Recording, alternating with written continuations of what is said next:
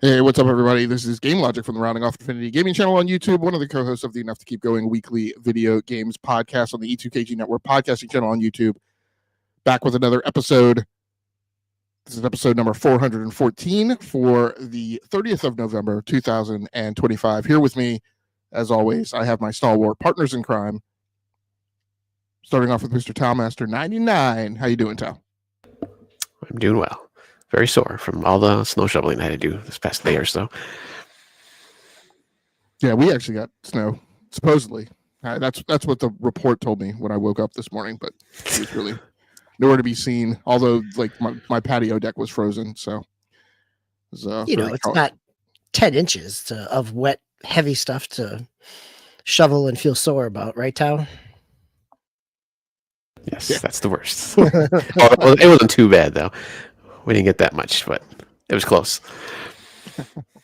And Mr. DBQ Hams, how you doing, DBQ? I'm good. This is why you have older children, so you can make them shovel so you're not as sore. Okay, so let's get started with segment 1, the main GX stories for the week. And so this is our top of the show where we run down whatever the main thing is that we have been playing, typically something on the newer side of releases, but not always. DBQ, you have been playing what surprisingly is not a candidate for Game of the Year this year. Yeah, it was. So I've been playing Split Fiction by Hazelight. The developers of all the way back to Brother and A Way Out and It Takes Two, which won Game of the Year at the Keeleys. But Split Fiction came out in the early spring. It had some buzz around it at the time for a good months leading up to probably the summer, and then started to kind of fade a little bit in terms of the Game of the Year conversations. So it did get nominated for Family Game, and I can completely see why. So Split Fiction is a constant 2-player co-op game. Similar to the other Hazelight games, you need to have both people doing different things. This one, the conceit is you are in kind of a virtual reality simulator, and one of your characters is science fiction based and the other one is fantasy based. That they are authors and you're kind of in their creations. And so you're jumping back and forth between those two games or two game styles. And because of it is not just one story, you're jumping in between multiple of their creations. So sometimes you are in the sci-fi space, you are on a desert planet, and sometimes you're in a cyberpunk like dystopian future. And in fantasy world, sometimes you're in a kind of Middle Kingdom-esque. Sometimes you are in kind of a high fantasy elves and fairies and other things like that. You're jumping back and forth between a variety of these. The chapters, there's 8 chapters total. I'm only in chapter 3 right now. Chapters are probably, depending on how many times you die, an hour, 90 minutes long or so. But even within each of those chapters, you end up having the opportunity. They're kind of like side missions or side quests to jump into another story. And so this is one I'm playing with my college-age son. Again, going back to having older children who can shovel for you. The also benefit is that you can sit around the couch during some holiday time here. It was Thanksgiving in the U.S. and I had some chance to play through some Split Fiction, and I can completely see why it had the buzz around it for Game of the Year. It's a lot of fun. I played Brother. I played A Way Out. Kind of fell off A Way Out playing it with a friend online. Split Fiction.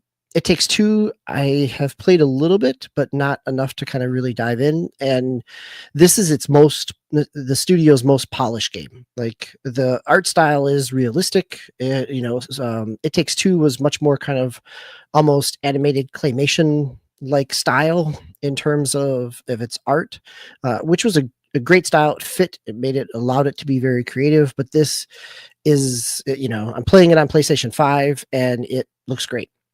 Sounds great. Controls really well. Oftentimes, like, you can be traversing an area, and each of the characters has a different power or ability or multiple abilities. And so you'll need to kind of complement each other as you're moving through. Sometimes that means solving puzzles that one person is unlocking or holding something open while the other person is going to the other side to drop a bridge or a ladder or defeat weaken an enemy, and then the other person can use their power to finish them off. And so it's very tongue-in-cheek. Yeah, the boss battles are intentionally kind of cheesy and full of all kinds of tropey genre quips, which is part of, like, it could feel like cheap writing, but really these are the conceit of the story. Is these are authors who have never been published, which also potentially means their stories are not super great. And so it fits within the kind of concept of the conceit of the narrative, that the authors who are kind of pulling from other media, and there's even jokes about it as they're going through. And so it's there's a lot of dialogue that goes on, but one of the other things that's nice is the dialogue that happens on the couch playing together. And this is one where you could play couch co-op, but you also, when you purchase the game, you get there's a free download for anybody can go to any of the stores and pick up a kind of player pass to be the second player. So if you're playing with somebody else online, they don't have to own the game. Just the first person, one person needs to own it. The other one just has, and they did this with It Takes Two as well, is that you don't both need a copy. You can get somebody can download just kind of use the player pass to be in it. Definitely the need for communication as you're moving through, or even during a boss battle with different weaknesses or abilities. There are times when, in some of the CyberPunk one, you're driving around, or one person's driving and the other person is shooting or trying to hack a puzzle, or to get into an area. And so there's definitely some communication back and forth, a little bit of as in any co-op game, there's, when you hit a fail state or you die, pointing fingers on who's the one to blame for that and who didn't react fast enough. But it's been a lot of fun to play. Had a chance, I've started to go back through looking at my, kind of the big titles of the year, some things that were on a list of things that I wanted to get to. Got a chance to play a little bit of Ghost of Yotai, and also Outer Worlds 2, but really spent the most time over this week with Split Fiction, and it's been a lot of fun. And it definitely, I can see whether or not it wins a family game in a year of a Mario Kart game, but I can definitely see, like, for families that are inclusive of not younger kids, this is a game that really kind of create some good co-op experiences. Now, Tao, you haven't played Split Fiction, have you? I know I haven't. No, I haven't. I haven't played any of the games from this studio. Gotcha. So, in DBQ, you played the last two, well, even the last three, if we go back to Brothers. Were those all ones that you played with the kids? No, actually. No, I played the other two I've played online with other people. So this is the first time that I'm playing one of these sitting on the couch together in person. So, which it does change kind of the dialogue. But these are also ones where this one it moves really fast. Like the pacing, like if you go back and think about A Way Out, it was very kind of plotting and methodical in certain spaces, which makes sense. If you're trying to escape a prison, you're not just like rushing through a high pace environment. But this one, it's very cinematic in its shots. There's a lot of movement. The character movement is pretty fluid as well. And so it makes for kind of a really kind of quick moving game, and one that was even fun for others to walk into the room and watch a little bit because of the back and forth that's happening on both screens. And so it divides it up, vertically, that one's on the left and one's on the right. And sometimes it works nicely, because sometimes, like they do in like a Lego Star Wars, or they did in Lego Star Wars, where it pulls back together and the divider is gone and you're both on the same screen. So depending on where you are in the story, it will allow it to separate out or pull you back together into one shared screen. So, and I'm going to play some. I'm going to be playing some random video clips here in the background. So this is not split fiction, but one question I had for you is, how did that play like over the holiday break? So, family in town or family around, as you mentioned, people walk through the room and they see not only the game on the screen, but they hear, right, the banter back and forth. When I see this game stacked up with other games in the family game category for the TGAs, I look at it and I'm like, I don't know how it compares to like a party game, but from an observation perspective, is there that kind of vibe when you guys are in the room playing? I think it works really well for a family without young kids, because there's definitely there's some language, not over the top, but it also, like, its themes and its story are much more much more mature than many of the other games that are listed in the Game of the Year kind of family game one. So it works well with like middle schoolers, I would say, and up. And it's not something where, because it's only 2 players, it's not something where you're getting 4 people around on a couch playing together, and you do with some of like a Mario Party or Mario World or Sonic, Cross Worlds. That it's definitely a more tightly designed experience because it's only playing around with 2 people, and it's also very linear.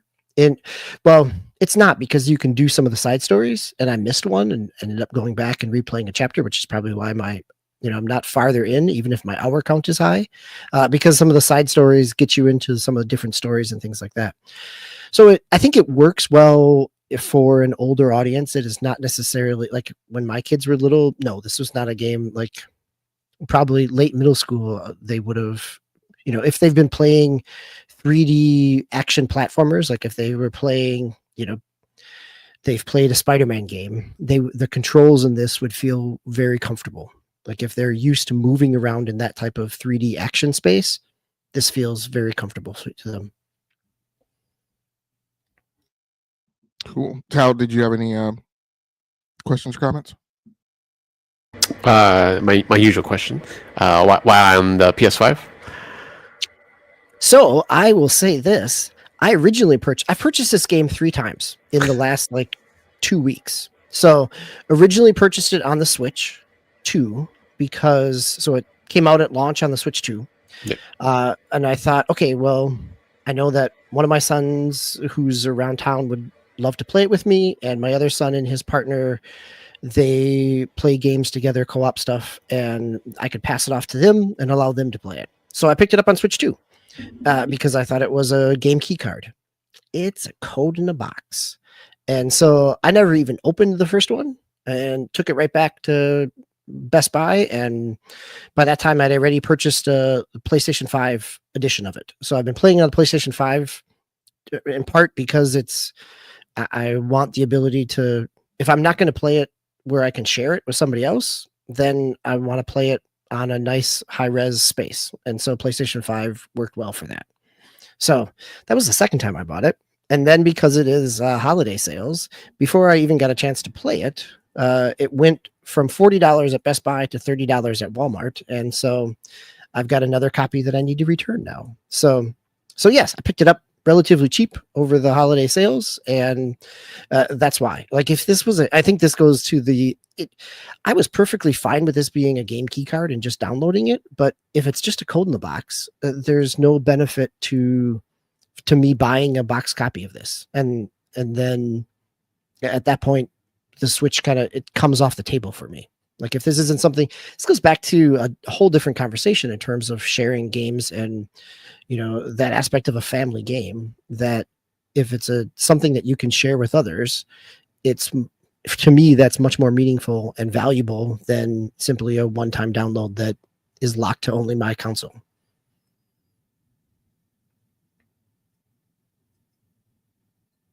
All right, very cool. So, Tao, you have actually been playing a new release. And did you pick this up over the holiday break, or was this something you picked up beforehand? Yeah, this was I talked about a little bit on the last show, just because we're not kind of short on time. We're not short on time, but we're trying to get through things to talk about the Steam stuff. So I did pick this up the previous week and had been playing it. Played a little bit again this week, earlier in the week. So it's Where Winds Meet. It's an Asian MMO. Basically, let me see. Hold on a second. Everstone Studio is the developer and it's published by NetEase Games. Like I said, briefly talked about last week. So, open world, obviously, since an MMO, but it's very, the graphics are like amazing in this game. Like, I'm kind of surprised for an MMO. You kind of think about World of Warcraft or those kind of games where, kind of, stylistic graphics. This is, I'm gonna say, real graphics, at least for the people, the actual, people you're playing and people you see in the towns and stuff when you're walking around.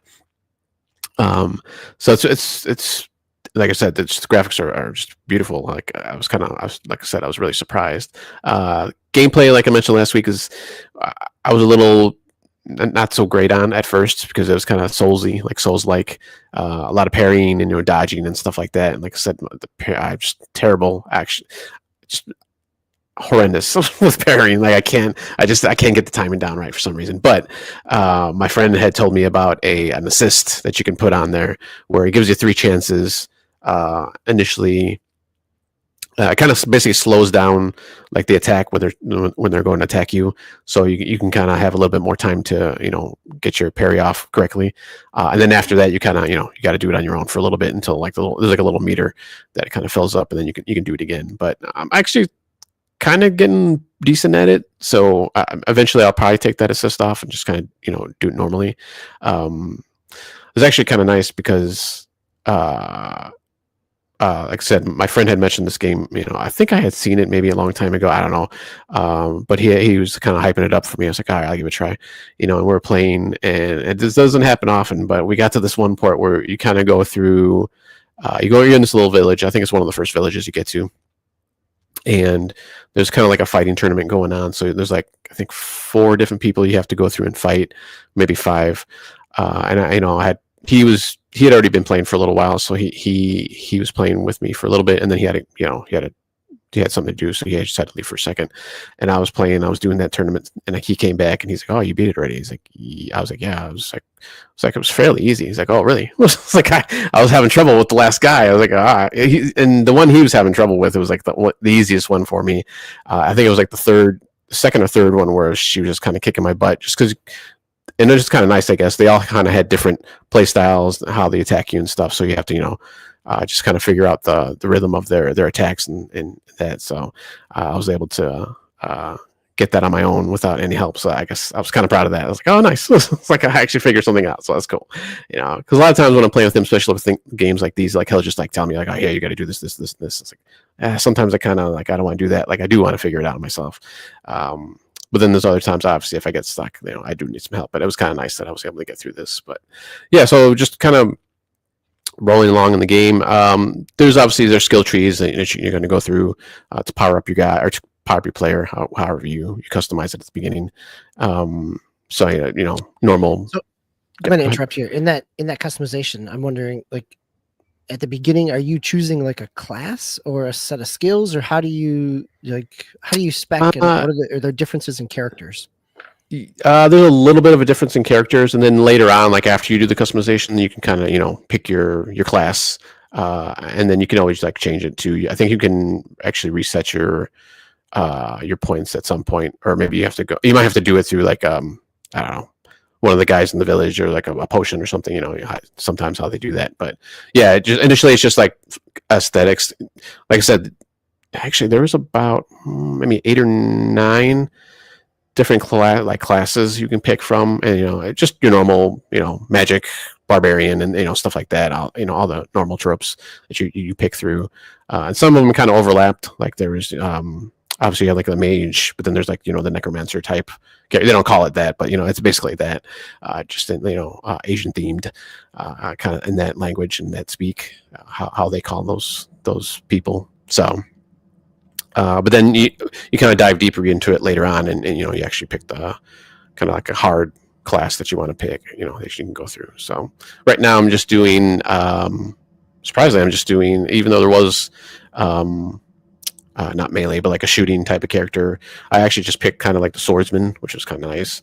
But like I said, later on I can always change it, reset it, and change it if I wanted to. Or there might be multiple slots. I didn't notice that. I know sometimes when you're doing that, especially when this is a free to play. When it's free to play, you may get like a slot or two, and then you kind of have to pay for the rest of them. But I didn't even really notice that at first, so I'm not really sure if you can do multiple people or not. So it might be kind of nice to kind of just mess around with different specs and stuff. So, but yeah, just kind of going through the world right now, just kind of leveling my character up. I think the level cap right now is 50 because it just had come out a couple weeks ago.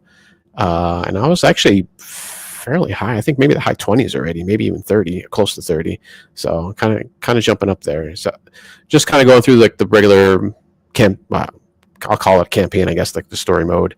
But you can obviously, there's a bunch of side stuff you can do, and all their different kind of stuff you can do. So then there's world events and stuff like that where multiple people jump on, do something, defeat a boss or whatever it happens to be. I haven't done any of those yet. At the time I don't think I was a high enough level. So I'm still, I think I'm waiting for that maybe. But like I said, I only got to play a little bit at the beginning of the week, and I haven't really had a chance to touch it since then. But I'm enjoying it. It's really nice now that I got that parry thing going. So it's a little bit easier. And I think I mentioned this last week too, even though it's kind of, the gameplay is kind of soulsy, but as far as like, how you're fighting, but just regular, just kind of enemies and stuff. It's not like all bosses and stuff like that. So that's kind of nice. So you kind of, you can get your feet wet a little bit before you hit a boss, and it's I'm enjoying it a lot, especially for a free to play game. I haven't hit any like paywall stuff yet, but I don't know. And according to my friend, he hasn't really seen anything either. So, and he's pretty high level. That's what I heard about it as well. That it's not throwing you in the face with all kinds of gotcha mechanics or other types of stores. Like they're there, but it's much more. It's a game rather than a transaction service. Yeah, which is actually kind of surprising, really. So, because there is like a ton of different like currencies they have, like and like materials you can get to do crafting, and like it's all this other kind of stuff that I haven't really delved into too deep yet. But I'm like beating the different foes and different bosses. Like, I think we had like a team of like 5 at one point. I'm not sure what the limit is, but we had like a team of 5, and we're going through like the dungeons. Kind of air quoting there for people who are just listening. And there's I'm defeating these bosses or these like kind of high level guys, and they're just like stuff popping all up saying, hey, you got this, you got this, you got that. I was like, all right, like I don't know what half of this is, but I'll figure it out at some point. But I'm enjoying it a lot so far. So it's pretty pleasant surprise actually that you're not getting all that stuff thrown in your face, and just the game, like I said, the gameplay and everything is pretty tight so far. So earlier you talked about, that there's some element of like where you're able to spec in it, but like what are you like, what are you trying to, like, what are you specifically targeting like for a build? Like, I get that there's like places where you can make investment in the characters, but like, what's the differentiation like amongst the characters if it's not like pure classes? Yeah. So I'm just trying to do like a bladesman so far. So just, using melee weapons, using, swords for the most part. I think I got not a staff, a spear too right now that I can switch to, but mostly I'm using my sword. And then you can bump up that sword's abilities and level and stuff like that. So I'm trying to do that. You do just, I think I'm pretty sure everybody gets the bow and arrow too. It's kind of weak though, as far as I've seen. Like, it's just kind of good to like pick people a little bit, just kind of soften them up. I know when you first, going against somebody, some of the weaker guys, really, because of the bosses, that doesn't really do much to, at least not right now. Maybe later I can spec that up a little bit more, or, make it a little tougher, but just trying to be like a swordsman right now. I think there's magic too, and I haven't really done too much with that. I think there's some ability that I have where I can like stop an enemy just for like a couple seconds, like, freeze them in their tracks or whatever, freeze them. So, but I'm sure you can, spec your guy out to just be magic if you wanted to at some point. So, so far just a swordsman, just kind of doing which is weird because like I usually try to do either like a bow and arrow, melee, or like shooting of some sort or magic, but this time I'm just going to do like plain swordsman. And so, like, friends or other people you're playing with, like, what are they targeting? Like, that's like, is anybody like who's just like an example of like somebody who's doing something different than you are? Yeah, there's one not my close friend, but one of his friends. I think it was his cousin. He was kind of doing more magic, so he had pretty much the same ability I had, but it was more powerful. Like it held the person longer. He was doing a couple other things I can't remember because we played with him like a while ago, like when we first got it. I haven't played with him since, but he was doing kind of more magic stuff. So that's what he was doing. And then there's obviously like heavy weapons. Like I said, I had a spear. I know I've seen a guys with, not that I've played with, but just like when I've, in the world, like giant hammers and, stuff like that, halberds, all kinds of weapons. So that's another thing too. There's a lot of weapons you can kind of get into in this game. So that's kind of nice. And any idea where the money comes from? So, I mean, is there a pathway to pay to win with this thing? I haven't seen so far. I know there is. I believe there's PvP too that you can do in there. So maybe like if you're trying to do more of that, like you want to, maybe try to buy like stuff that'll. As far as I know, there's no pay to win. There's nothing that'll like bump you up through like buying something. It's all cosmetic stuff in this store, at least so far for now. I haven't seen anything else that'll give you, like a bump and a buff or anything like that. But it's only been a couple weeks, so we'll see as it grows. That's the other thing. Like if I wanted to play solo, I could just play solo. Like I don't need to play with any of my friends and stuff like that. Which I've read a lot too, and just what I've so far of what I've seen, because I've played a little bit by myself, which is kind of rare for an MMO because I usually don't. But I haven't really. I mean, other than get into an area where obviously the enemies are more powerful than me, I haven't really seen any issues with going by yourself. And you just got to go back in some other area and grind a little bit, and then you can go and kill those people if you need to. So far so good, I guess. I don't know. It's really weird to be honest with you. It's a really weird game that you're not seeing all this other stuff like all these other games usually do. And is it open world? Is it just like side mission Palooza, or? So far as I've seen, there are like when you go to the dungeons, obviously you're in the world, but you go into your own little space with your group, whoever is in your party, if you have anybody else. But you're still in you're in the larger world, but you don't see anybody else at that point when you're in those dungeons. Kind of like in Destiny and stuff when you would do that, those kind of things. But yeah, it's just like an open world. You can just travel. You can just walk around, and there'll be enemies just walking around. You can just start fighting them, or sometimes there's been a few times now where there's people like on the side of the road from going along a path or whatever, and they need help for whatever reason. You could do that. So yeah, it's pretty nice. It scratches that Skyrim itch that I always long for. So then, is there not like a big meaty like main campaign, and when you do these like small like side things, are they like arcs, or they're like 2 or 3 like missions or things that get linked together to form like a larger overall like chapter? I haven't seen anything like that where it's like linked together. There is like a main campaign that you're kind of going through. A little confused though who you're without like giving anything away about who you're actually playing, because there is kind of a long story like intro that they go through, and even after that ends and you actually get to create your character, that's where I got a little confused. And it might have been just because I was kind of distracted at the time with something. I think I was talking with my wife or my son or something, so something was going on that I wasn't paying attention to the story. But you start off seeing, and I think you even play, if I remember correctly, a little portion, but you don't continue the game with that person at the beginning that you kind of see. So I think you're like the relative or something as far as I can tell, when you actually start actually controlling it for good. So when you're actually going through the world, the open world part. But yeah, there is a campaign that you can just go through if you wanted to, and just do that without doing any of the side stuff, just like a regular like RPG if you wanted to play like that. Okay, very cool. DBQ, any other questions? No, I'll be curious if Tau keeps playing, like where those transactions are. But also the way that it sounds, it's definitely designed to be a a long-term investment, and so potentially heavy in cosmetics seems very possible. Very cool. Let's move on to segment 2, our main news headlines for the week, and let's get into some of the news. So this news story over on Kotaku by Ethan Gotch. CyberPunk 2077 is keeping CD Projekt Red funded as it breaks a Witcher 3 record.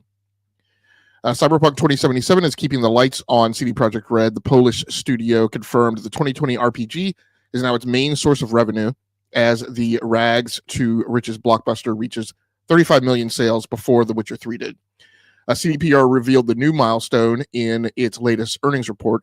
That's a better result than The Witcher 3 was able to achieve in the same post-release timeframe. CFO Piotr Yulabuix said that makes it now the company's main source of income as it staffs up on Cyberpunk 2, whose development is split between teams in Warsaw and Boston. So I can't remember if either one of you are big Cyberpunk fans. I would guess that it would be Tao, if anybody was. What are your guys' feelings on this in terms of this is maybe arguably before Redfall and before Concord, the greatest story of failure in the games industry in terms of a games release? Just in terms of how hyped expectations were in comparison to how it landed. And I know there were some edges of that in terms of like the PC version was very good. And then actually, I mean, for a little while, lots of people would say that the version on Stadia was the best version out That's there. the version I played. Yeah. Right. It tells you how long ago it came out, is like Stadia was a platform. Right. Yeah. I mean, what are your guys' feelings of this in terms of kind of where it sits now with CD Projekt Red? For me, it sits in a space like No Man's Sky, where the hype for it was immense and the expectations were not met. I mean, it is the combination of both No Man's Sky and like Redfall in terms of it was really janky when it came off. I mean, the news story at the time was that PlayStation pulled it off its stores because it didn't run on PlayStation 4, even though it was in theory out for PlayStation 4. And it took over 9 months to get it back on the PlayStation Store. You know, it was a significant period of time. Like, how many studios would have the ability and the investment to I think it's not, the question is not how many, it's the difference between a studio, and this fits right into our themes of you know, corporate kind of consolidation, that a studio like, for me, a studio like CD Projekt Red or you know, the game like No Man's Sky, and I can't think of the studio for the right now, right? That they're Games. People can, what is it? Hello Games. Hello Games. Thank you. Right, like they're not owned by Microsoft. They're not owned by another larger company, and so they're given the rope to figure it out. Where Concord, Redfall never had that rope. Granted, I would say that both Cyberpunk and No Man's Sky are better games than both of those, but they were given enough rope to make them better games, and I think that's a good thing. I still, you know, I have it on PlayStation 5. I haven't spent time going back through it, but it's great. CD Projekt Red has all, you know, with Witcher, has always had long tails on things, and so it makes complete sense. It's great for the studio that this game is keeping it sustained at a time when they're getting ready to staff up for the next thing. Yeah, it's interesting. I mean, and I don't disagree with you about the, like, they you know, they had enough rope. I would also say it was much more of a mandate, right? I mean, and we talked about it when this was going on.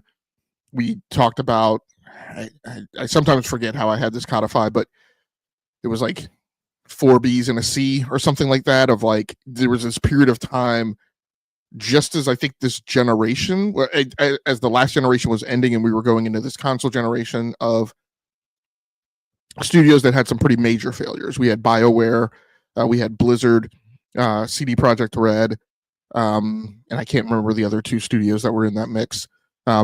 Probably because so many other studios have come along and had major problems of similar ilk. But the difference here, right, is kind of, as you mentioned, although the way I'm going to articulate it is the flip side of that coin, which is that at the time what we said was, if they don't get this fixed, no one's going to trust them the next thing that comes out, right? Well, yeah, so that was totally the narrative, was like, they need to fix it to save the studio to some degree, or save the reputation of whatever comes next. Right. And now here we stand, where not only did they turn it around and did they save it, but now the thing is like self-sustaining, and so it's kind of become like a GTA 5, where now they can kind of do whatever they want to do, and of course they have good old games as well. But I mean, if Valve makes somewhere between 10 billion and 17 billion, good old games is doing like nowhere near that, right? I mean, good old games is probably doing lucky if it does like $1 billion or $2 billion a year. So now CD Projekt Red is not only this save, but it's actually like a big success story. Some people, there are some gamers who have this feeling that there's something ill-earned, right, when there's something like this, because then what they lament about is that the next time around, gamers will forget, right? Gamers will forget that they were shown a game that turned out to not look as good as it was proclaimed it looked like in preview footage.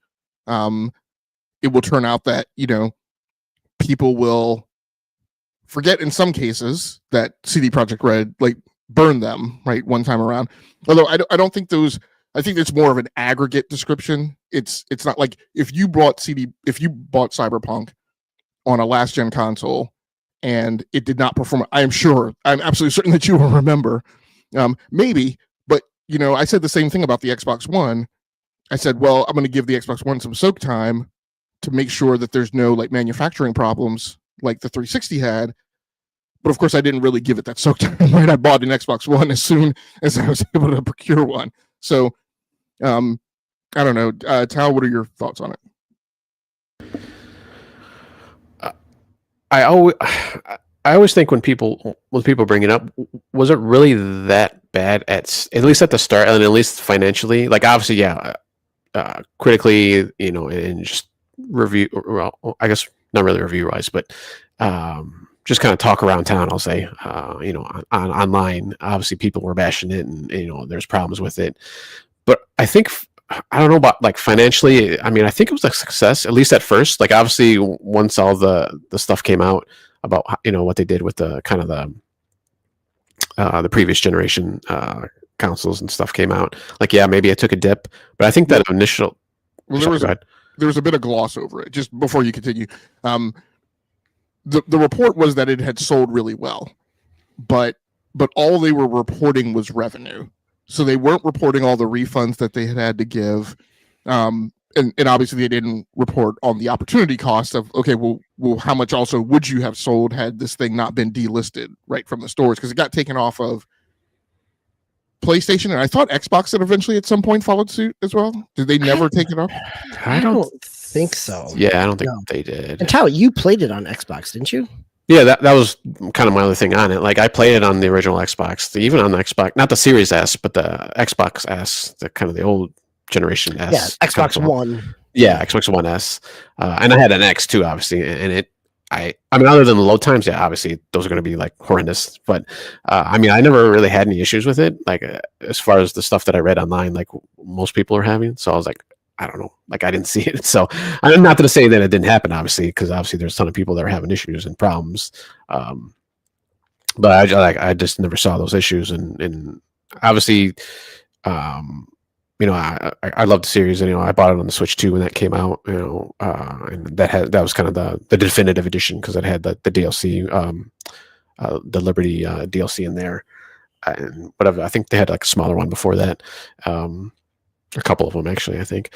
But just kind of going back to talking about Hello Games and these other games that had issues and stuff like that. I think with like kind of them, and even with CD Projekt Red, it's like they can't fall back, on Big Daddy Microsoft or PlayStation, Sony and stuff like that. They have to make good with that, otherwise they're just gonna die. Like they'll literally, like CD Projekt Red, it's for all intents and purposes, it looked like oof, like maybe they're gonna go away, but they turned it around. They did the same thing the Hello Games did, and there's a couple other studios that have done stuff like that before.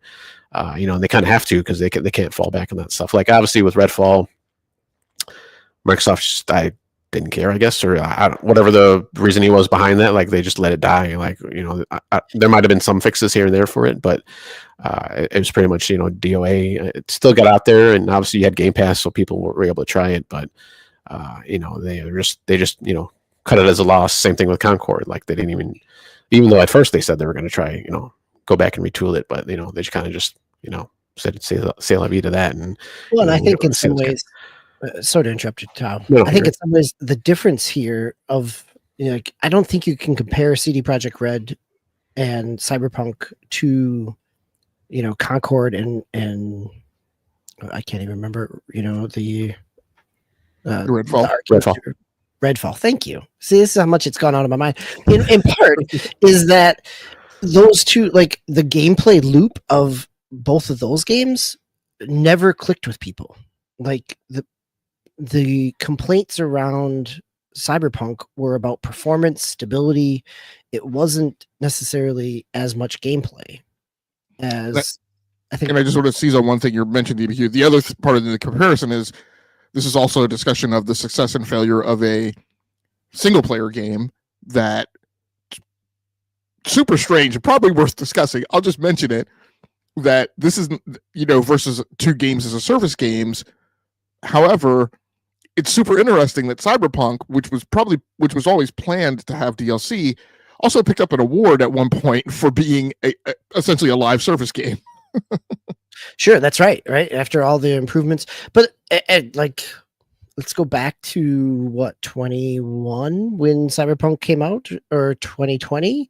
Like there was supposed to be a multiplayer mode to that game, which never. I mean, and understandably so. Like if they're gonna spend their time, and as they should, fix the actual stability, spending time trying to add in another mode.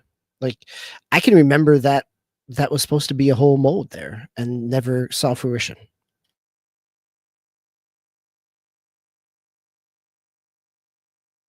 I'm chuckling at Game Logic because if anybody's watching this rather than listening to us, there's Spider-Man 2 playing in the background, and as Game Logic was talking about games that were said to look a certain way and didn't come out that way, having Spider-Man 2 juxtapositioned here makes me think about all the complaints about the definition in water and puddles in Spider-Man 2, and how people were quote unquote upset and that it wasn't as high fidelity as what the preview showed it.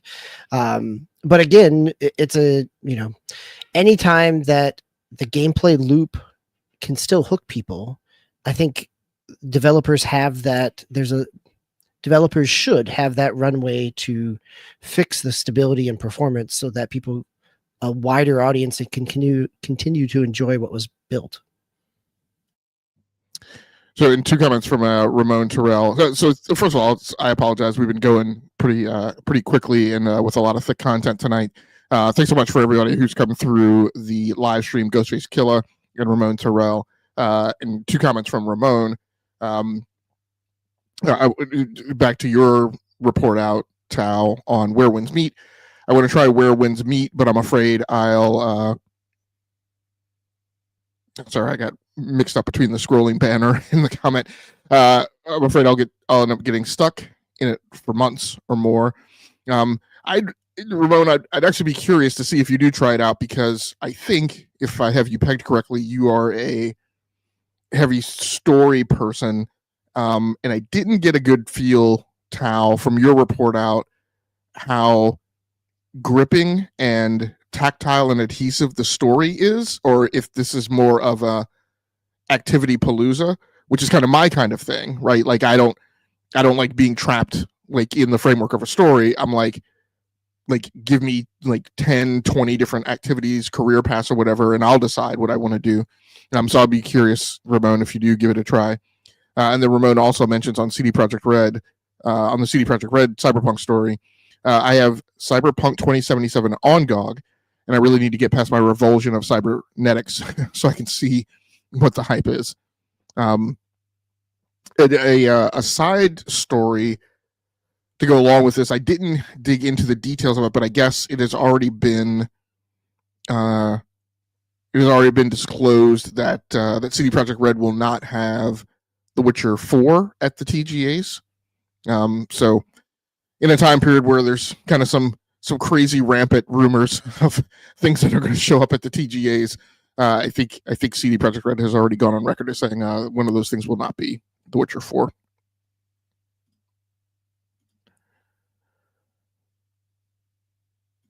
So just going on to the next news story.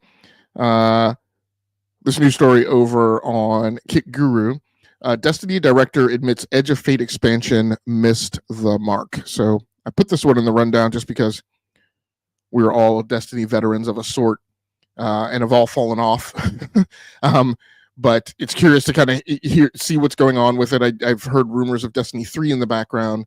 And then, of course, Marathon at some point next year. So it's I think we'll all have some interest in keeping track of what's going on with good old Bungie. In a recent interview with IGN, current Destiny 2 director Tyson Green admitted that the Edge of Fate failed to meet expectations, both internally and amongst players. Interestingly, he also addressed how the business side of Bungie had different expectations for the game after the final shape.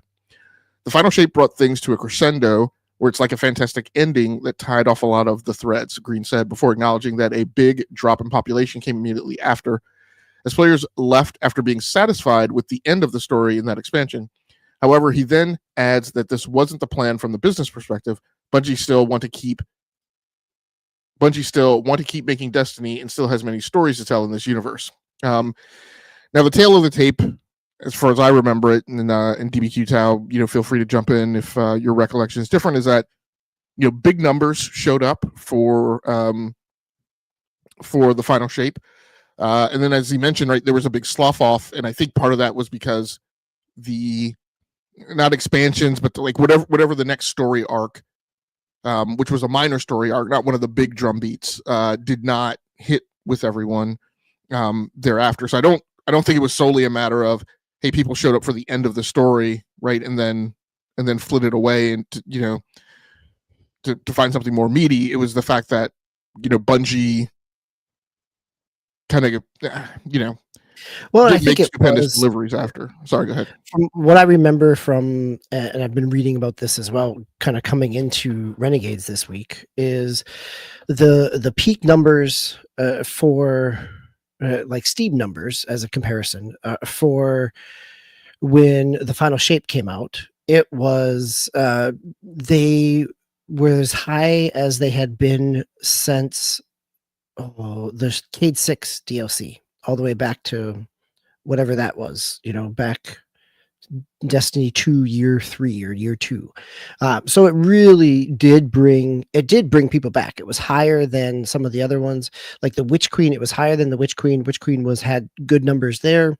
It saw a drop in numbers with the Lightfall, or whatever the kind of neon one from Mercury was, I think, or wherever that was. And then in part, this was the final shape was the end of kind of that story model. And so they made a big kind of marketing push around moving to this kind of story, a different story model, a different narrative model of, rather than big expansions, that they were going to do some story drops.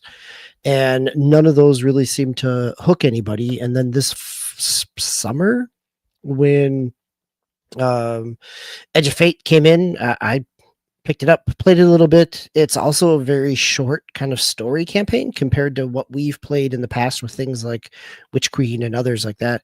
But it also it didn't establish any like these are nice little side stories and things, and you didn't have this kind of long arc that you had with starting all the way back with the Red War and all the way back with Destiny 1. Like it really realistically, it's hard to, from a narrative perspective, hard to follow up something where you've spent 8 years building toward. And so it hasn't really hooked, and the Edge of Fate had, didn't do great numbers on launch, and has Destiny is at kind of its lowest population that from listening to people in the community and reading things like, yeah, we may see a little spike here with Renegades, but turning something around at this point it's not shocking that this news story says that the business end of this, people were not ready to be done, because the final shape did so well. Like, yeah, I could see from a numbers perspective, you'd want to capitalize on that. How do you keep people engaged? But from a narrative perspective, which was always part of Destiny's allure, was why should people come back to be engaged if things haven't changed, or what they're offering isn't something that's hooking people? And I think that's going to be Destiny 2 is their challenge. And we've heard other stories related to this from Sony in terms of giving Bungie a little more rope than they maybe should have in terms of some of the development since they're purchasing. So yeah, I'm looking forward to Renegades, just because it's new content and kind of quote unquote Star Wars themed, but whether or not it does enough to pull people, like I dropped off of Edge of Fate after a week, and I was, of the three of us, probably the one who had sunk the most hours into Destiny 2. Between you and, Game Logic, you and I definitely played a whole lot of Destiny 2. So it's a tough spot for Bungie right now. Like, how do you make Destiny 2 still something that people want to invest money, not only money, but also time in, while trying to make the launch of Marathon successful? And those are two struggling projects right now that it's a tough spot. After just getting done talking about CD Projekt Red and having time to make it what what they intended it to be, it's a tough spot for Bungie. How we have been talking about Destiny in one form or another for 11 years. And I would actually extend that to 12, because we were talking about it as soon as it got announced. Now here we are, nearing the end. There's a lot of things to consider, right? In past perspective, PlayStation goes and acquires Bungie, arguably at a point where Destiny can go nowhere but downhill. There are far more spans of time of lows than there are of highs. And as DBQ mentioned, like, there's not that much potential for upside, right? For climbing back out of the bathtub. What do you do? Like, Great Scott, we chastise Halo and 343i / Halo Studios with you guys kind of keep trying to do the same thing over and over again, and like it gets like certain people get less and less interested each time. So like what is really the legacy of Destiny here at the end? And what potential is there for carving any sort of way into the future? Yeah, I mean, honestly, I thought after Edge of Fate, I thought they even said that they were done with Destiny 2, other than just like maintenance stuff. We're done with the Dark Light story. Just that storyline, okay, like the overall storyline. Right. Yeah, I mean, it's pretty rough. Like, if after even Edge of Fate, like they said, they had a bunch of drop off, and it's. I think it's just like Halo. Like they gotta let it go. They gotta let it go. I'm sorry to say that, but I mean, like the overall, and I dropped off pretty early in Destiny 2. But from what I've seen, like the overall story, from what I could see, like it was good. Like I guess people were satisfied with like how it ended. I'll put that in quotes. So I don't know, like without like trying to do, I don't know, maybe like going into a different direction as far as like not having kind of like Halo try, like going into a different direction of not doing an FPS, maybe trying something else, or just like I said, just let it go. Like have them, Bungie, they've created 2 great games so far that we've seen, Halo, and they've created Destiny, big sweeping, both of them have been big sweeping space, I guess you want to call them operas, kind of going back to that Star Wars reference before that from DV, and even, Marathon, I mean, obviously Marathon wasn't a huge, success, but, they're trying to bring that back, like maybe just trying to have them, create something new. And that now with them on Sony though, I mean, that might be kind of hard. Like maybe I'm not saying this is the case, but maybe Sony is like, hey, you guys got to keep Destiny going. We got to do something here to keep keep the lights on and stuff like that. And maybe not that dramatic, but just at least keep going, because that's obviously a known property. So I don't know. It's just hard. I'm biting my lip here because it feels like I think you're right, Tal. Like, not necessarily of like Sony needs to keep Destiny going or for revenue purposes, but from Sony's perspective, where do they give the investment to Bungie to do something next if what they've done with Destiny is kind of putter it out and run out the steam? And if they can't launch Marathon well, from Sony's perspective, why do they invest in giving them a 5-year runway to create something new? Which I hate to say it, right? Because over the last 2 decades, 3 decades, like Bungie's done a lot of good IPs, or at least 2 good IPs and a lot of good games in those IPs. Yeah. So, and I would pitch, that's the thing. The last 2 decades, before Bungie was acquired, and of course they're dredging up one of their older IPs with Marathon. It's kind of weird that they're taking Marathon and kind of crowbarring it into an extraction shooter. Although I have recently become not convinced, but of the mind that extraction shooters may have more legs in them than I had previously given them credit for. So there's a chance here. But it's interesting that one of their previous properties was an IP called Myth, and it was an RTS at the time, set in a fantasy realm. And I wonder if part of the kind of problem from a creative perspective is just like Bungie is just sci-fi'd out, and I wonder, if you let them do a fantasy setting, and quite frankly, maybe not entirely, but there's an argument that they could get a decent start with just taking the Destiny 2 formula and putting it in a fantasy realm, and attracting that fan base who likes that setting, and seeing where they can take it from there. I guess the other property I actually forgot, because I was looking up what they've done in the past besides Myth, was Oni, which is a third-person kind of like action game, I guess. I've never played it. I remember seeing it before, but I just never played it. So, I mean, they can always go that route, I suppose, like doing some kind of third-person action game of some sort. And that one looks like it's like a futuristic setting too. So they're always in that future setting. So maybe it's time for them to try something else, try something different. Maybe, I don't know. BBQ, any other? I'm sorry. No, I like your idea of using the game engine, like because they've got well, I like the idea of using the game engine in concept, because they've got melee combat in it, so you could take it into a fantasy setting. They've got a third person camera, so they could go in the Oni way for both of you, of both of what you said.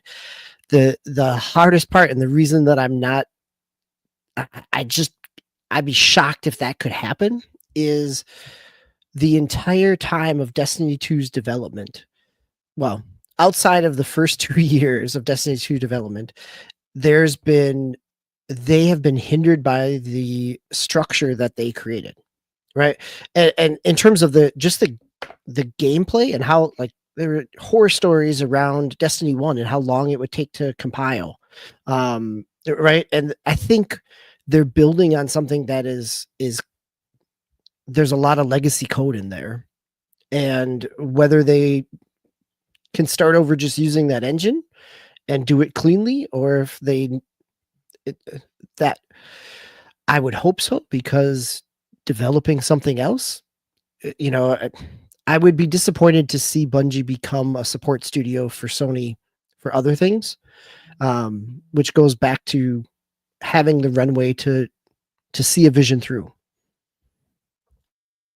Yeah, and we look, my hopes are not very high for Bethesda because they keep insisting on sticking on that creation engine. And look, I'm not campaigning for them to do what the rest of Microsoft Studios is doing and go in the direction of UE5, but I mean, I think we've seen, I have my opinions of what happens when these development studios like stay on the one engine for too long. But there's double edges to that sword, right? Like, one of my favorite studios of all time, Codemasters, like the F1 game, in my opinion, can't be stopped on the Ego engine. Like, it's just great. I don't entirely understand the whole reason for them, taking a year off next year, but I also saw what happened when one of my favorite studios tried to take on UE5 and put it on, EA WRC 24, which was just horrible. So, there's, do we keep an engine like creaking along and just, you're darned if you do, you're darned if you don't, right? So there's not a lot of good choices sometimes, and the current state of the industry is not particularly forgiving, for making a bold choice and dorking something up, particularly when you're on these annualized franchises. But Bethesda's not, and next Elder Scrolls, next Fallout, as far as we know, are going to be on some variant of the creation engine. So Bungie, I think, has definitely been on that engine and variations of it, this entire time. And I couldn't counsel them on which way to go, but it seems like either way they go is going to be problematic, right? If they stay on the engine, there's not a good path in front of them. That's part of the challenge, is that there's not a clean what's next. Well, not when you have to make,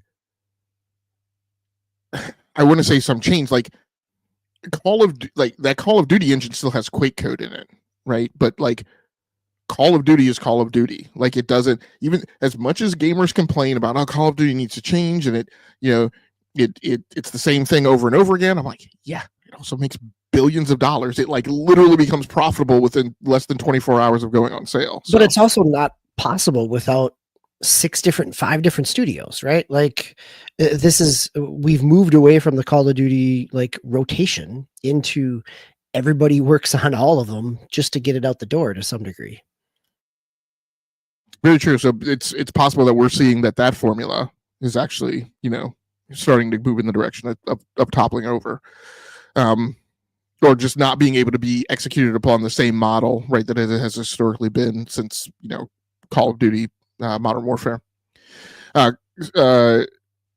Comment from Ramon: fantasy could be what they need. The genres have much in common.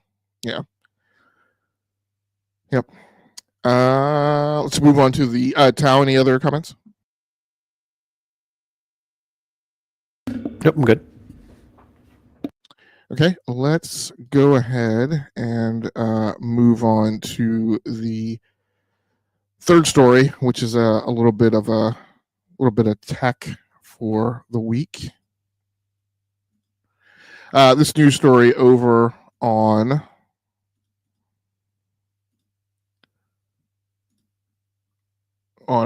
Igor's lab.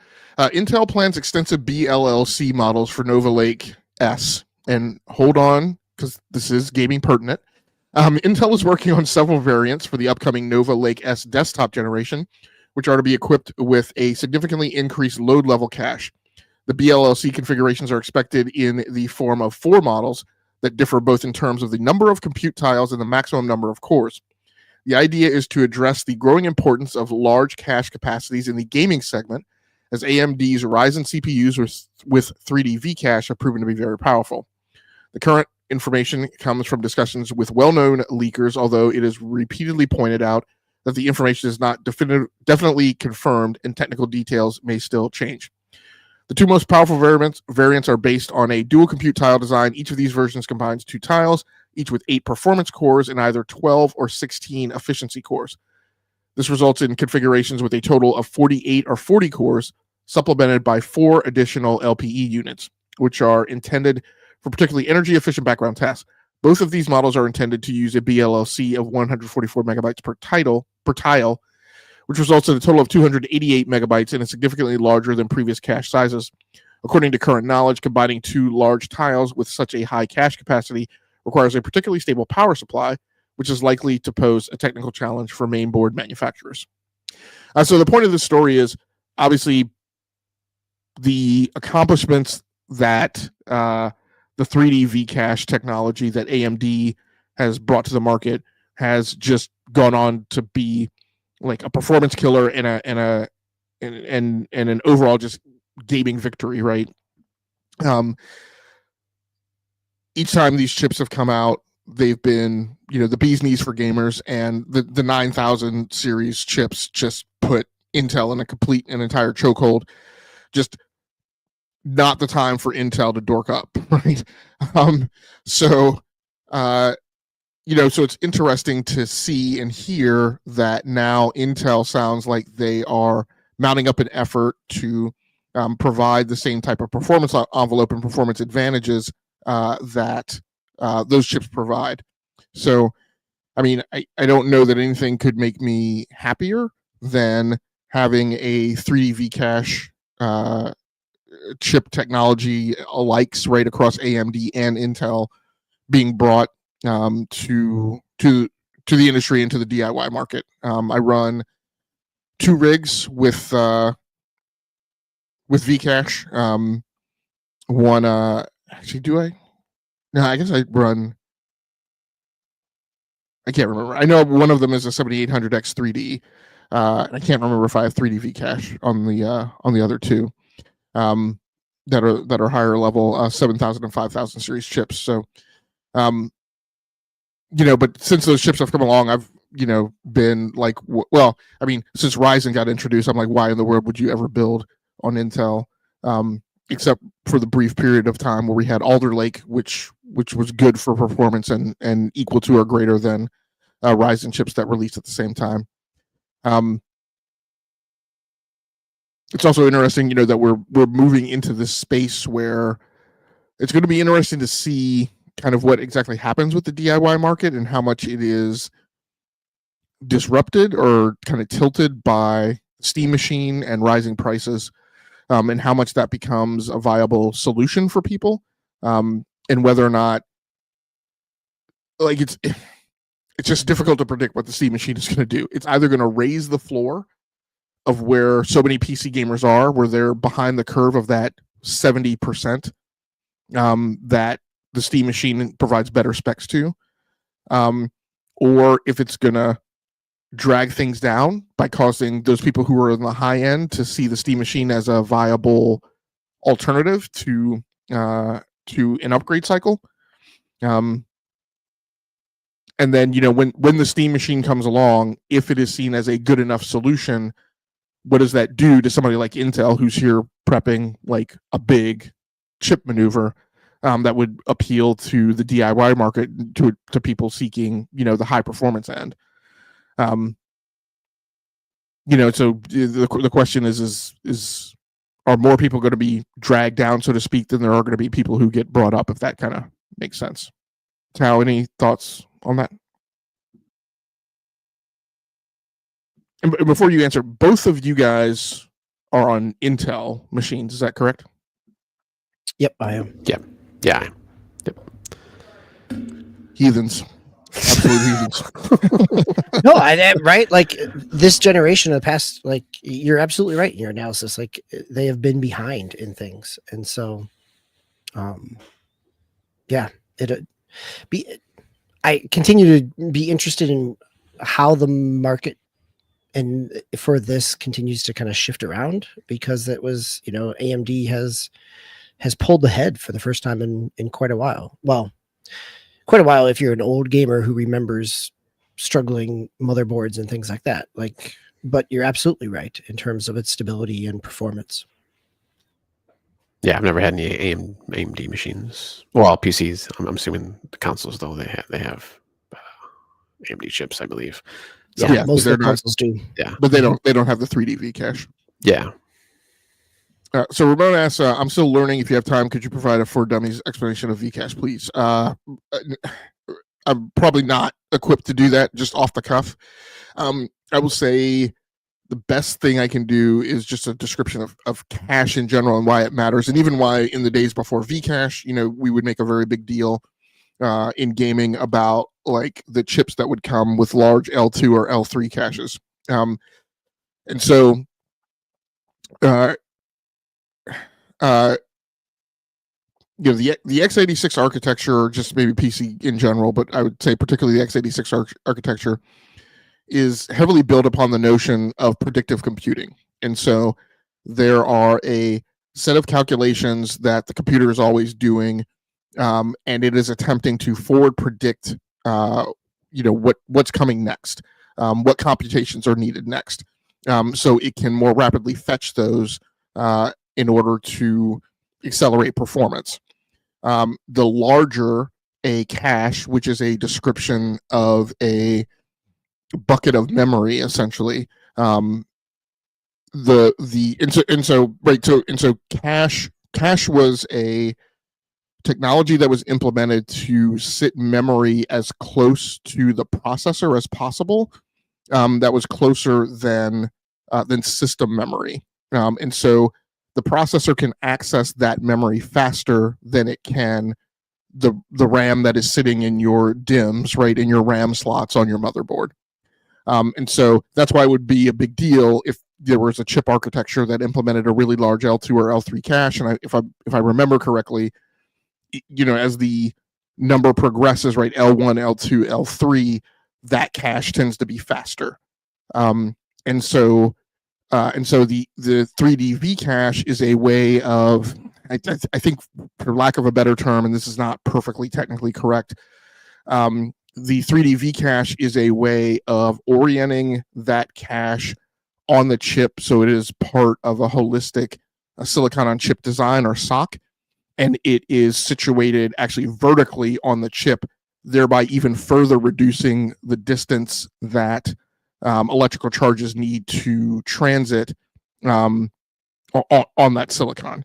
And so it is a way of getting the memory even closer to the processing unit in order to further accelerate its performance. And that's why those chips are the ones that enable and allow the fastest gaming performance, because gaming also is heavily reliant upon predictive compute.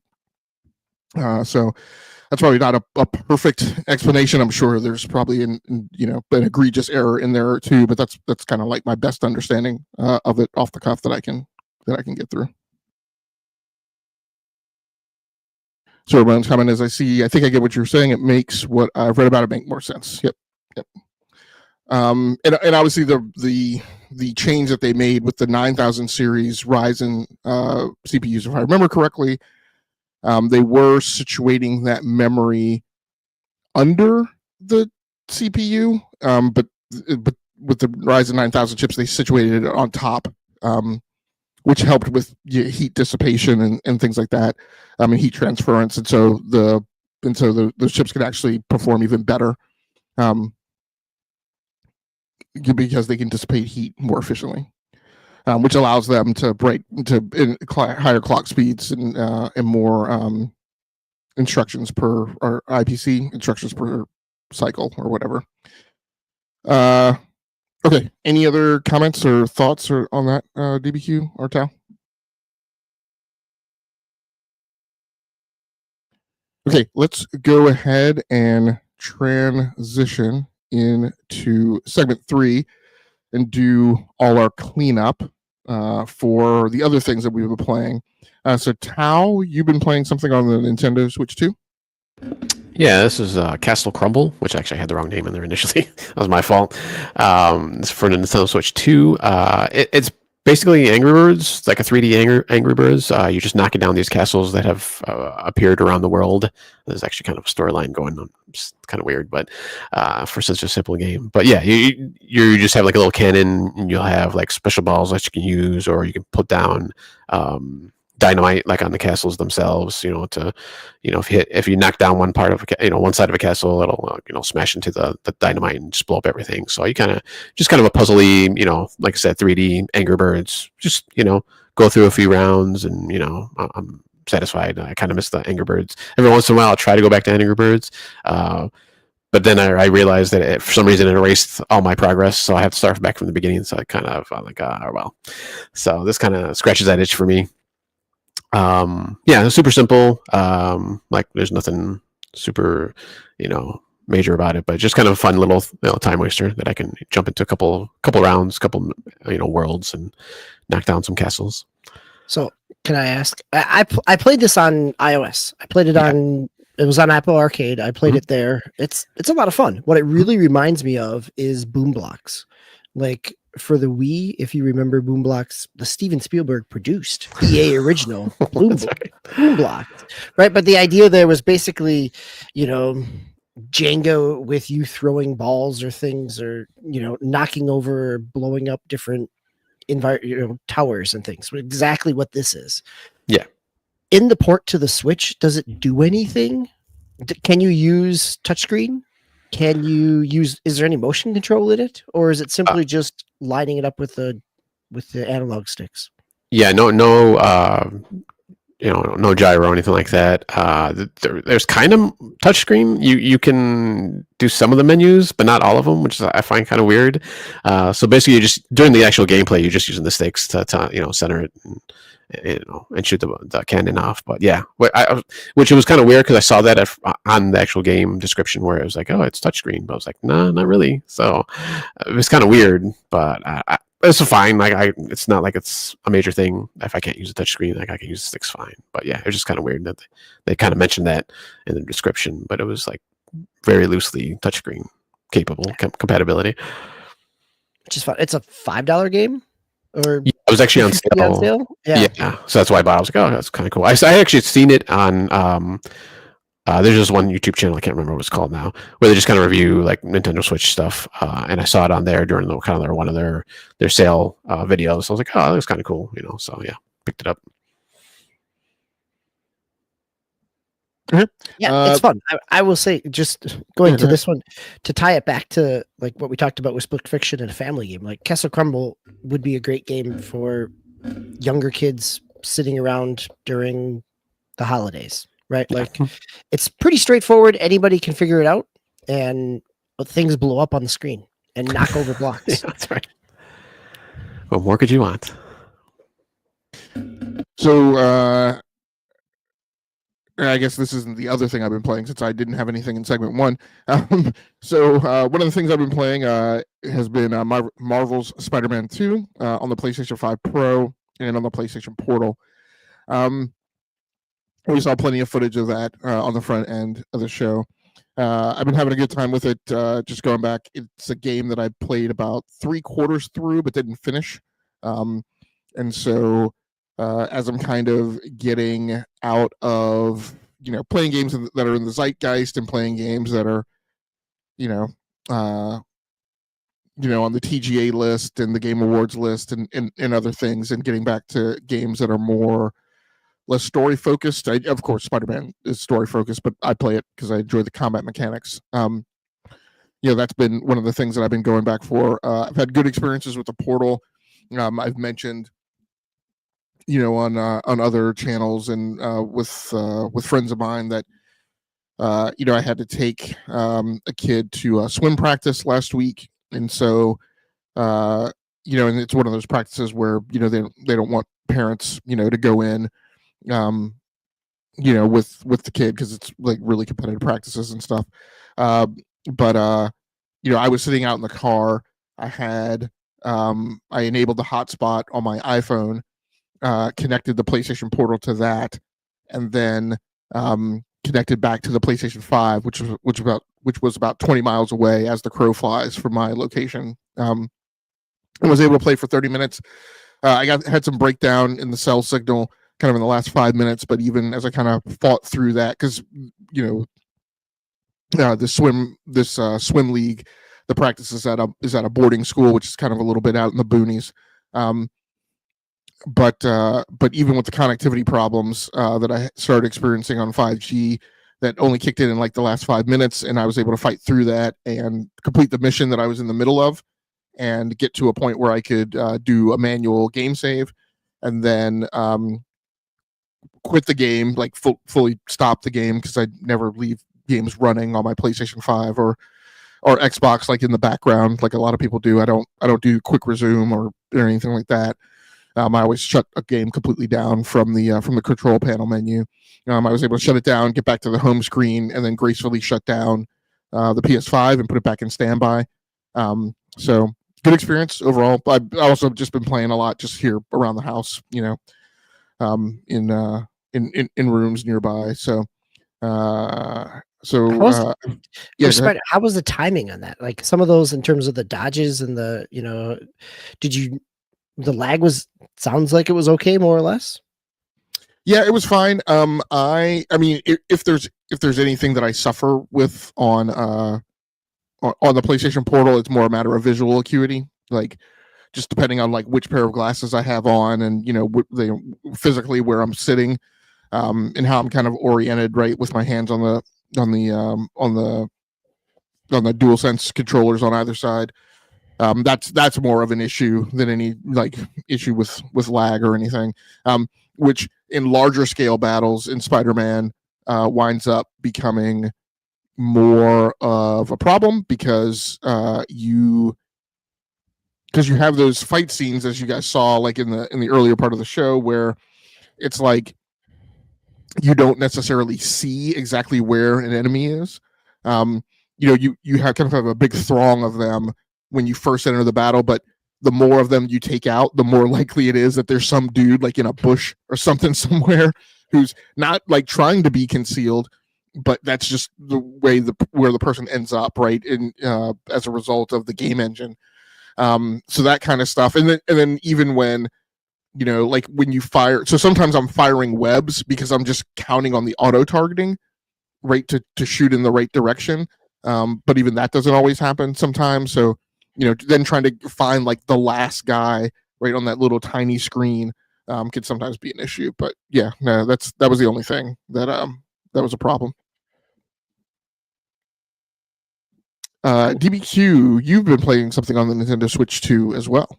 Yeah, I picked up a game right around, I think it was the week before Thanksgiving, but it's Morsels. It is by a small developer from Toronto, Furcula. It's the Latin for the wishbone in a bird, which is not why I bought it around Thanksgiving time, but it's published by Annapurna, which was always, it triggers on my list of things to pay attention to if Annapurna publishes something, because it's usually pretty interesting. The art style here, wow, okay. So first off, it's a run-based roguelike top-down twin stick game. It doesn't look like it's a twin stick shooter, but it plays like a twin stick shooter. You are a little morsel of something that's in a digestive system, more or less, but basically you're moving through. It's a run-based kind of top-down twin stick shooter with a little bit of creature collecting So what it ends up being is your lives in the game are the creatures you collect. And so each creature, like a little piece of bubble gum or this thrown away piece of garbage or a bit of food, have different kind of powers to them or different attacks. And so you cycle through, like the number of lives you have in a run is how many creatures you've collected as you're going through. It's People have compared kind of the art style to almost like a Toe Jam and Earl. Like it's got a really like neon color to palette to it, but also has a kind of a modern CRT filter to it. So if a run based roguelike game, and like there's one every week if you really wanted to try something. But for me, the idea of this is I haven't got far enough into what the actual, if there's an actual story. It feels like, in part because it's of the CRTV filter, it feels like I'm playing something kind of in that Genesis Saturn era. It's smooth, it runs really well. I'm dying quickly and quite a lot. Like, it's not an easy game, and there's not a lot of kind of, doesn't hold your hand either. So it definitely feels like there's some old school sensibilities to it, but it is really well designed. Like, the more I die, but I want to keep playing. And each level is laid out, seems kind of procedurally. So like, as I'm moving through, I'm not moving through the same spaces. I've gotten multiple levels in, but it's fun. It's interesting. It's kind of opaque as well. So this is where, like, if a creepy kind of weird art style roguelike game sounds interesting, it was. I'm glad I purchased it. It's definitely something, like, it makes me think of what it reminds me of, gentlemen, is this is a game that the art and the back of the box pictures looked really good when you were at the video store and you rented it, and your choice is either, oh, I don't like this at all after 20 minutes, and you're going to be done, and that's the only game you have for the weekend, or you're going to keep throwing your head against it and try to figure something out. And after a couple hours of doing that, I'm really enjoying what it is, but it is not very approachable. So I take that for what you will. Like, I think it is a well done game. It is, the barrier to entry feels significant. It's a glowing endorsement. From you. I was watching some of I was watching the trailer actually for the original one. It looks like the art style kind of changes at some points. I don't know if you've gotten that far. So that's kind of interesting. No, not yet. I haven't gotten that far. So okay. Thanks for spoiling it for me. You're welcome. No, right? I mean, this is where, like, I can stammer around it. Like, I'm enjoying it. It's also punishing.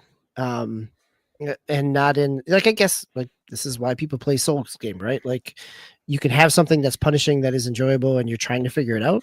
To me, the art style hooks me in a way, like, I feel perfectly fine playing with it for 15 to 30 minutes and advancing a little bit and putting it back down. Like, I'm throwing a couple quarters in and moving on.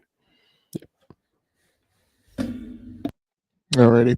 Another thing that I've been playing is No Man's Sky, both on PC and on the Nintendo Switch 2.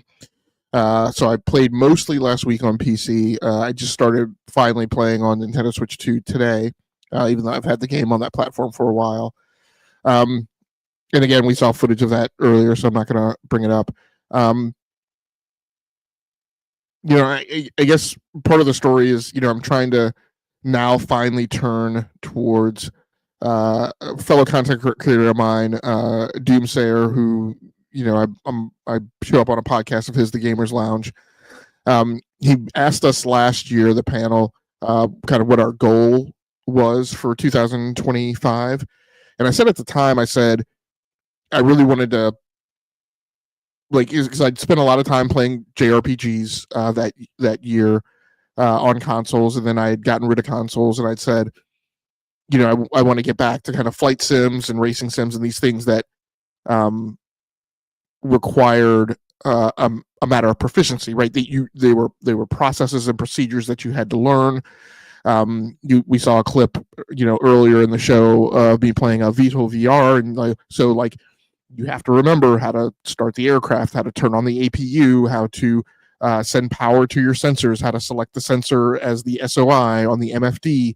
You have to remember, how to take off both in VTOL mode as well as conventional aircraft mode and things like that. So I didn't do that this year. I got hooked by Expedition 33 and then, Donkey Kong Bonanza, and stuck with a lot of kind of the more linear story stuff. But, here at the end of the year, I'm finally getting around to, getting back to things like No Man's Sky, which is just a game that like you have to remember the do loop, right? And that's something that I always struggle with in No Man's Sky. And I think I'm finally getting to a point now where I am playing it often enough that I am remembering the do loop. And in fact, today when I started on the Nintendo Switch 2, all the tutorial pop-ups that it gives you, like I was really at a point where I was like, I don't want to be bothered. Like I got it, but of course, you have to go through that. There's not really a way to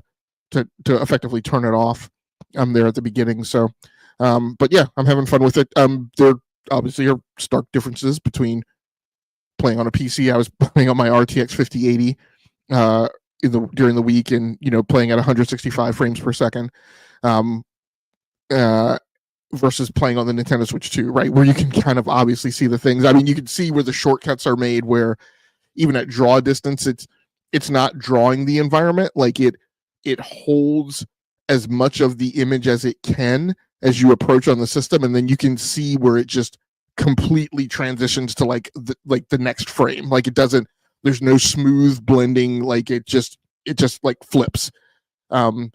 So that being said, it's still the same gameplay, and so I'm having fun with it. I was playing in docked mode today, but obviously the purpose of having it on Nintendo Switch 2 is to have it, in handheld mode and take it on the go. So, one of those weeks where I'm kind of doing that same experiment in my car, like I did with the PlayStation Portal, that will fulfill that promise. So, but I'm having a good time with it.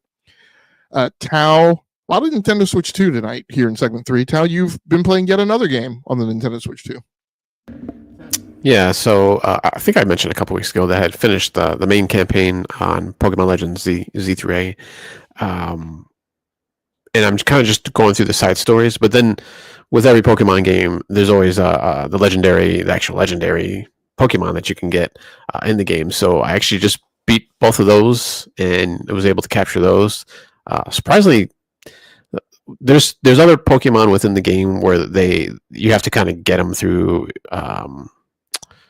I think most of them are for side quests. They're kind of like more rare-ish ones that you can only find throughout the game. And I had a lot more problems with those Pokemon than the actual legendary ones. I think the first one, when I beat it, it only took me like 3 tries to actually catch it. Because if you don't catch it, it just escapes, and then you have to do the whole thing over again. You have to beat it again. So that only took me like 2 or 3 tries. And then the second one, it took me like it was on the first try that I was able to catch it. It was like super weird. So I was like, whatever, like fine, give me all these problems beforehand, and then these 2 rare ones, I'm able to get right away. But so I did that this week, and then I was kind of jumping in more into the online battles, which the one thing I do like about it is when you do lose, you don't lose any of your progress. You just kind of keep going up. You just kind of just don't get, you just stay where you are when you lose your rank, or when you lose the match, you don't go down in rank. So that's kind of nice. So it's kind of easier to kind of just plug away at that. So I've been doing a little bit more of that too, which is it's fun, I guess. Yes. A lot of people are using like this superpower. Like there's this whole thing you can do within the game is like leveling up the different your different traits for the Pokemon, and you have to do certain things with them. And I don't get that far into it. I just level them up. Just levels. I don't worry about the all the attacks and defenses and special attack and special defense and stuff like that. I just do the level and just go online with that, which is fine. Like it's sometimes I can I think I've won once actually, which was actually kind of amazing, where I was actually first. most of the time like third or fourth. There's only 4 people at a time that you battling, and it's fine. Like it's whatever. But it's a good time. It's a lot more. I wish they had the raids, the online raids, like they had in the previous couple, actually 3 games, I think, where you can actually battle against like a super powerful Pokemon, with other people. But they didn't do that one in this one. I don't think Arceus, maybe. I don't remember if Arceus had that either, which is the other Legends game that they had a couple years ago. But it's been a good time though. But I'm still having a lot of fun with it. So right now I'm just kind of chilling. I think there's some DLC coming out next month in December, so I'll probably pick that up. And that kind of goes off on its own little story. So I'll jump back into it next month. Probably take a little bit of a break. Yep. One comment from Ramon here. On No Man's Sky, I'd love for studios to put focus into re-onboarding for games that are so huge. It would help a lot. Ramon, there's an episode, I can't remember exactly when it was, but we did a whole. It was sometime around a release of a Monster Hunter game, not World and not Wilds. What was the one that came out in between? Arise? I think so. Yeah, that was the initial Switch exclusive. Yeah. Yes, yeah. And we did a very lengthy, deep breakdown on like our thoughts on training and tutorials and teaching the gamer. And one of the segments that we covered at the time was I mentioned the same thing. Like there needs to be a way to asynchronously at any point jump into a tabulated set of training and tutorial missions. Just like, I don't care if you've put 40 hours into the game, you should be able to at any moment be able to pause the game, flip it into another mode, get into a training and tutorial for like a thing that you've forgotten how to do. But yeah, if you're able to find it, or if I'm able to find it, I'll send you a link to that episode, because we did a very deep dive on the design theory of training and tutorials. Game Logic, quick question. Yeah. Going back to No Man's Sky, your playthrough, did you do a new game on both PC and Nintendo? Or did you do the cross save when you went on the Switch? So on PC, I had put about 24 hours in. My last save was in December of last year, and so I tried to jump back in, and I was like, "Yeah, this isn't happening." So I probably played about an hour, and I was like, "Nope, I'll just start over. I don't care. It's fine." Okay. So I did start over on PC. On Nintendo Switch 2, I had never started No Man's Sky because I just recently picked it up when it was on sale at some point. So that is a new scenario. Okay, I was just wondering. Yeah, that's probably one of the few games that I don't like to start over, just because there's so much now that you can do, and not because of the tutorial side. It's just there's so much you can do in the game. I was like, I don't want to start all the way over and build up all my resources and all the different vehicles you can get now and all this other stuff. So I was like, I just power through it now when I take those long breaks. Yeah, I've probably for the first time finally like gotten the mechanical do loop down in my head of like I've never had really an effective like structural paradigm in my head of like where everything is located on the UI. And I think I've finally come through that to where I won't necessarily need the tutorial stuff again. So, we'll just see how it goes from there. And of course, in accordance with past history, despite the fact that there's cross progression enabled, just like I did with Destiny 2, I'm refusing to turn it on out of being a curmudgeonly grognard.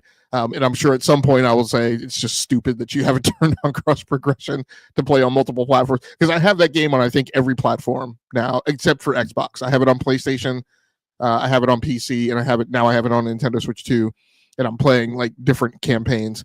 But eventually I'll probably realize how dumb I've been and just pick one campaign to make the cross progression. But if you guys remember that, I did the same thing with Destiny 2. I had like 9 different characters on 3 different platforms. And then eventually, I think maybe when Bungie left Activision and you had to set up like an actual Bungie account, I think it was, is when I finally broke. Yeah, I think at that point they started to collapse them down. Like, you were playing Destiny 2 on Stadia. I mean, this is 2 Stadia references tonight, everybody. The last thing I've been playing, and I'll just mention it because we saw plenty of footage. I've gone back to playing Trackmania again, getting into this. I'm getting into games that are proficiency and skill based, and all games are skill based, but are are a matter of like these repetitive skills where you build up like a career. So I've gone back to that. I guess I've forgotten. I maybe it wasn't. I don't think it was like this before, but I guess I've forgotten the season structure and how much of a grind it is. Because like it's the fall season, I think it is, or maybe it's the winter season, but it's they obviously they divide the year up into 4 seasons or whatever. And I think I bought like a permanent license or something to it or something. I don't know. But it's 25 tracks in the season. You play through and you eventually get to a point where you have to have silver medal to get to 1 tier, and then you have to have gold. I don't know how I'm going to do this. So apparently you have to get a gold medal on every track to get to the final tier of the season. And I'm like, it was such a pain. Like some of the footage that you guys saw earlier of me like doing a track over and over and over and over again. And like tonight I did a track where you had to. I was just trying. I got into the tier that required silver medals on everything, and I just wanted to like get through those 5 tracks once before I had to get a gold on everything. And I mean, now I'm at the point where even to get a bronze medal, it's like you're running the track. I mean, there was one track I played tonight before the podcast that literally you had to build up momentum and you had to not touch the brake through the entirety of the track, or else you wouldn't have enough momentum because it was just a constant set of loop-de-loops, right? 4 or 5 times in a row. So I don't know how I'll ever complete like the season pass or whatever for this season, but I'm having a lot of fun. I'm probably at that point where like, okay, I've completed 20 tracks out of 25. For the rest of the time, I'm going to play like the daily challenges and stuff like that, and then maybe like chew at like trying to get 1 gold medal a day or something like that. But for me, it's a ton of fun. It's an Ubisoft game. It's this. If you're not familiar, it's this racing kind of stunt racer type of game. So I'm having a good time with it. A little something different from most of the typical racing games that I play, like F1. That will do it for us for segment 3, and then I will do a very quick rundown of what is coming this week in terms of new releases. We get Assassin's Creed Shadows on the Switch 2 on the 2nd of December. We get Destiny 2 Renegades, as DBQ talked about, on PC, PlayStation, and Xbox on the 2nd of December as well. I assume that's all the next-gen consoles. Is that right, DBQ? For Destiny 2? Yes. For Renegades? Yeah.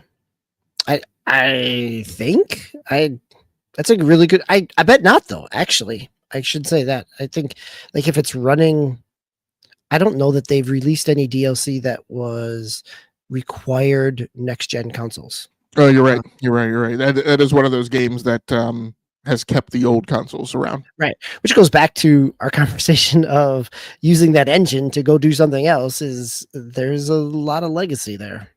Yeah. Yep. Yeah, it's both PS4 and Xbox One. I just looked it up. Jeez. Also. Yeah. I wouldn't wish that fate on anyone. If you're a Fortnite, that's a great fate, right? Because you're making money hand over fist. But to be a game as a service, out of necessity, forced to support the last gen platforms, and to then not be making money while exerting all of that effort, that's rough. And then the big fish this week, Metroid Prime 4, after years and years and years and years. Metroid Prime 4 Beyond hits the Switch and Switch 2 at the end of this week on the 4th of December. And interestingly enough, Nintendo, side story, acquired Bandai Namco Singapore, which was one of the studios that had been working on Metroid Prime and had the game taken away from them and given to, I can't remember, was it given to Sumo Digital? Retro? Wasn't it Retro Studios? Yeah, Retro. Yep, you're correct. That was Retro. That was the original developer, right, of the other. Yes. Of Metroid Primes, yep. Yeah.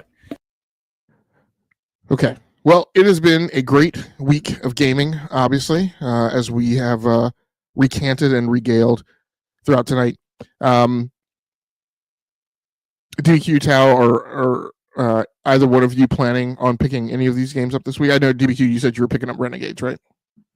I purchased a combo, a season, I guess this is a season pass, but basically it was a discounted combo of Edge of Fate and Renegades together. So I've already got it in my library. We'll see how I will play it, whether or not how much of it I play.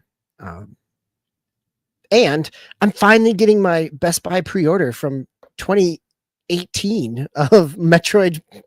They actually called to confirm if I still wanted this order that I placed 8 years ago. Okay, very cool. Tal, are you picking up Metroid Prime 4? Not right away. Might get it eventually. I was never a big Metroid person, but I'll probably pick up Assassin's Creed Shadows on Switch 2 because I did want to play that one, and Switch 2 should be perfect for that, so I can play it on the go. And you have not picked it up on PC or Xbox yet? No, I haven't played on anything else yet. Okay, very cool. Yeah, I'm interested in multiple ways in all three of these. I don't know if I'm going to break away to pick either one up this week. My main thing on my plate is I want to get back to my EA FC 26 season on PlayStation 5 this week. So we will see how things go.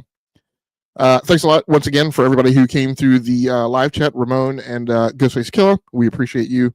Until next time, take care of yourselves. Stay safe out there. Play the games that you like. Come here to talk to us about the games that we love, that you love. Sorry. Well, and that we love too. Next week, Talmaster will be in the pilot seat, and DBQ and I will be backing him up. Until next time, good night, good luck, and good gaming. That's going to do it for us. We're out of here.